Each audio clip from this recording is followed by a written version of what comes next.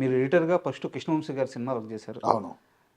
2 days back నేను C Ramprasad గారికి cinematography అవును. ఆయన ఇంటర్వ్యూ చేశాను. రైట్. కృష్ణవంశీ పని విషయానికొస్తే రాక్షసుడు, మనిషి కాదు, భోజనం కూడా తినేవాడు. పని చేస్తా చచ్చిపోరా ఎవరు అడుగుతారు, ఇలా మాట్లాడే మనిషి అని చెప్పారు అనమాట. మీరు కృష్ణవంశీ గారితో వర్క్ చేసేటప్పుడు మీకు ఎలాంటి ఎక్స్పీరియన్స్ ఎదురైంది? నాకంటే అది it was one of the best experience నాకు. ఎందుకంటే నేను ఐ వాజ్ వెరీ యంగ్. నేను వచ్చినప్పుడు 18 ఇయర్స్ సంథింగ్ అప్పుడే పరిచయం అయ్యాను. సో మనకి ఇండస్ట్రీలో వర్క్ ఎలా ఉంటుంది అంటే ఫస్ట్ హ్యాండ్ ఎడిటర్గా ఎలా ఉంటుందో మనకి ఇవన్నీ తెలియదు. సో ఆయన స్టార్ట్ అవడమే ఆయన వర్క్ ప్యాటర్న్కి అలవాటు అయిపోయాను నేను. ఓకే. ఇంతే ఇలా చేయాల్సి వస్తుంది, ఏదైనా హార్డ్ వర్క్ లేకపోతే పైకి రారని ఒక మైండ్లో ఉంటుంది. ఆయన వర్క్ ఇప్పుడు చెప్పాలంటే ఇప్పుడు అర్థం అవుతుంది, ఎందుకంటే మిగతా డైరెక్టర్స్తో కూడా పనిచేశాను కదా. కరెక్ట్. సో ఆయన డీటెయిలింగ్ ఎక్కువ ఉంటుందండి. అండ్ ఆయన ఏదో అనుకోని తీస్తారు. ఆయన ఇంప్రొవైజేషన్లు చాలా ఉంటాయి. మళ్ళీ చిన్న ఎగ్జాంపుల్ ఏదన్నా సీన్ గురించి మీ ఇద్దరి మధ్య డిస్కషన్ చెప్తారా? నాకు అంటే ఆయనకి నాకు టెక్నికల్గానే ఎక్కువ డిస్కషన్ ఉండేదండి. నాకు మెయిన్ అంటే నాకు most important very crucial message ఆయన చెప్పింది ఏంటంటే, ఎడిటర్గా నేను ఫస్ట్ ఇప్పుడు ఆ టైంలో యాంథనీ వీళ్ళందరూ ఇప్పుడు టాప్ ఎడిటర్స్. అవును అవును. ఘర్షణ అవన్నీ చేశారు.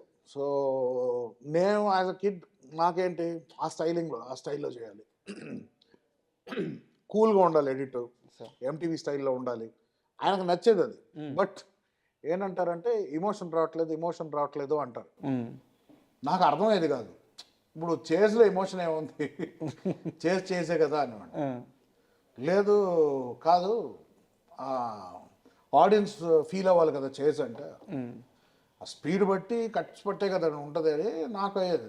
అర్థమయ్యేది కదా ఏం చెప్పేవారు. బట్ నాకు రాఖీ టైంలో కొంచెం అర్థమైంది. ఆయన కరెక్ట్గా అంటే ఆయన హడావిడిలో ఆయనకు అర్థమైనట్టుగా ఆయన చెప్పేవారు, నాకు అర్థమయ్యేది కాదు. ఒక ఎక్స్పీరియన్స్ వచ్చింది, నాకు కోపం వచ్చేసేది. బట్ ఎక్కడ చెప్పుకుంటాం, ఫ్రెండ్కి చెప్పుకున్నాను, ఎమోషన్ అంటారు ఏంటి, చేజ్లో ఎమోషన్ ఏముంటుంది నాకు అర్థం అవ్వట్లేదు అంటే, ఓ పక్కన నాకు అర్థమవుతాయేమో లేకపోతే ఆయనకు అర్థమవుతుంది నేను అనుకోవడానికి సీన్ లేదు. ఎందుకంటే ఆయన కృష్ణవంశీ అంటే నాకు అంత సీన్ లేదేమో, ఈ సినిమా తర్వాత నన్ను వెళ్ళిపోమంటారో నా ఫ్రస్ట్రేషన్ ఉండేది.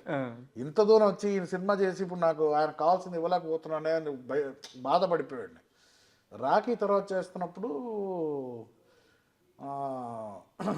అప్పుడు కూడా ఇదే, ఏదైనా ఉంటే ఇది తీసేసి, ఇది ఎక్కువ ఇంకా కావాలంటే ఇవి ఎంతసేపు అండి సినిమా చూస్తారు, బోర్ కొట్టదా ఏదైనా అంటే కాదు అనేవారు. ఎవ్రీ షాట్కి ఒక లైఫ్ ఉంటుంది, ఎవ్రీ షాట్కి యాక్టర్ బట్టి, ఎమోషన్ బట్టి, డైలాగ్ బట్టి, దానికంటూ ఒక క్యాలిక్యులేటెడ్ లెంగ్త్ ఉండదు. ఒక ఎడిటర్కి నీ పని ఏంటంటే సినిమాకి సోల్ ఉంటుంది, ఆ సోల్ని మెయింటైన్ చేయాలన్నాడు. నాకు కొంచెం అర్థమైంది అప్పటికి.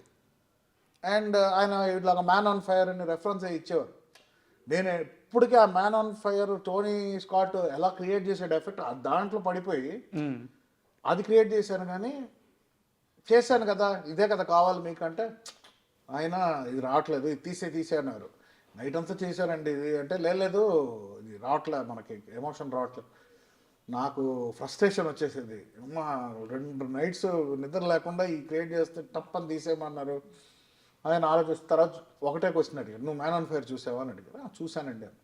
నువ్వు ఎమోషనల్ అయ్యావా అక్కడ? చావునండి అయ్యాను.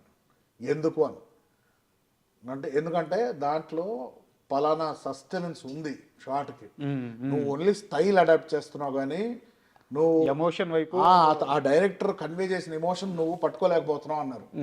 అప్పుడు నేను ఏం చేశానంటే మొత్తం మ్యాన్ ఆన్ ఫైర్ సినిమాని DVD రిప్ చేసి ఎడిట్స్ చేసుకొని ఎన్ని ఫ్రేమ్స్ ఉంది షార్ట్ అని చూడడం స్టార్ట్ చేసి ప్రాక్టికల్గా చూస్తే షార్ట్స్ చాలా పెద్ద షార్ట్స్ ఉన్నాయి దాంట్లో, మధ్యలో ఎఫెక్ట్స్ నువ్వు రియలైజ్ ఓకే మనం తప్పు చేస్తున్నాం అని మెకానికల్గానే వెళ్తుంటే నేను, సరే ఇంత కొంచెం ఇద్దాం, ఇంకొంచెం పెంచుదాం, ఈయనకి నచ్చుతుంది కాబట్టి. ఈ ట్రావెల్లో అయింది చరాకి. దాంతో చందమామకి అప్పుడు కొంచెం బుర్ర పనిచేయడం స్టార్ట్ చేసింది. సరే ఈయన ఏం కావాలనుకోండి, ఎందుకంటే అది కొంచెం చందమామ అనేది ఎక్కువ స్టైల్ ఇవంతా లేదు, వెరీ రూట్ లెవెల్ మంచి ఫ్యామిలీ లవ్ ఎమోషన్స్ దీంట్లో వెళ్ళే సినిమా కాబట్టి. అప్పుడు ఒక మాట అన్నారు, నువ్వు ఎడిటర్గా ఒక ఆడియన్స్ నువ్వు సినిమా చూస్తున్నప్పుడు నువ్వు ఒక చోట్ల నవ్వుకుంటావు, లేకపోతే ఒక చోట్ల ఆలోచిస్తావు, ఒక చోట్ల ఒకళ్ళు మాట్లాడితే యూ స్టార్ట్ థింకింగ్. నువ్వు ఎక్స్పీరియన్స్ చేయాలి అది యాక్టర్స్ ఏం చేస్తున్నారు అంత లెంగ్త్, దానికి ఒక లైఫ్ లెంగ్త్ ఉంటుంది, అది నువ్వు చూడాలి, ఆ ఎమోషన్ పట్టుకోవాలి, అదే ఆ ఎమోషన్. ఓకే, నాకు అప్పుడు అర్థమైంది, ఓకే ఓకే ఓకే దీన్ని మనం ఎడిటర్ లాగా చూడకూడదు, దీన్ని ఆడియన్స్ లా చూద్దాం సినిమాని. అప్పుడు చందమామకు స్టార్ట్, ఒక సీన్ నాకు ఇవ్వండి మనం చేస్తానని చెప్పి ఒక సీన్ నేను చేశాను.